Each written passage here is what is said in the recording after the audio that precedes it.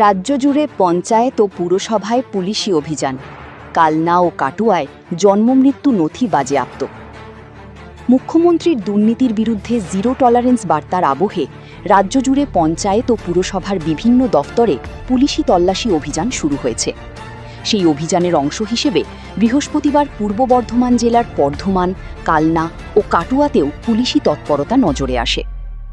Police সূত্রে জানা যায়, কালনা ১ ব্লকের হাটকালনা গ্রাম পঞ্চায়েত এবং কাটুয়া পুরসভায় পুলিশ পৌঁছে জন্ম ও মৃত্যু নিবন্ধনের বিভিন্ন রেজিস্টার ও নথিপত্র খতিয়ে দেখে।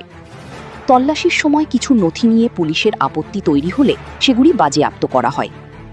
অভিযোগ, হাটকালনা গ্রাম পঞ্চায়েত থেকে উদ্ধার হওয়া কিছু রেজিস্টার কালনা থানায় নিয়ে যাওয়া হয়েছে। একইভাবে কাটুয়া পুরসভা থেকেও কিছু নথি কাটুয়া থানায় নিয়ে যায় পুলিশ। তদন্তের স্বার্থে এই নথিগুলি পরীক্ষা করা হবে বলে জানা গিয়েছে।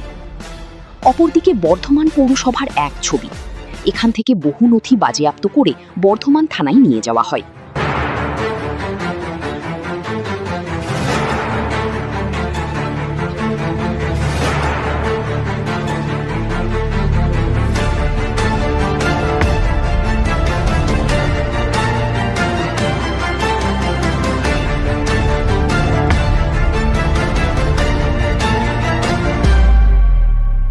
বিষয় হচ্ছে যে হেলথ ডিপার্টমেন্টের একটা অর্ডার এসছে যে সমস্ত রকম জন্ম মৃত্যু যেসব সার্টিফিকেট আছে সেই সার্টিফিকেটগুলো ওনারা ভেরিফাই করবেন।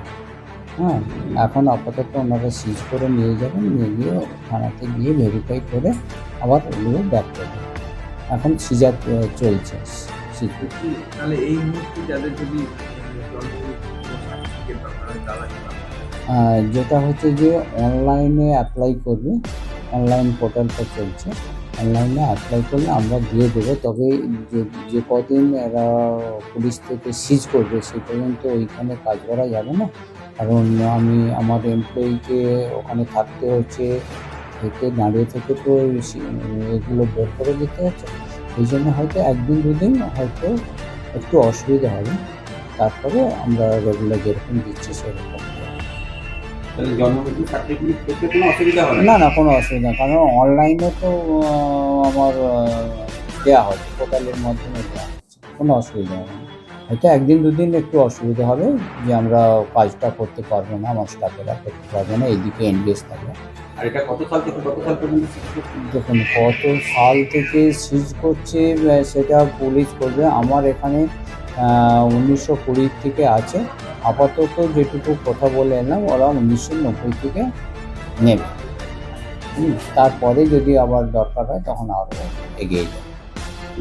জানা যাচ্ছে, ওই সমস্ত নথি মহকুমা শাসকের কার্যালয়ে জমা হবে।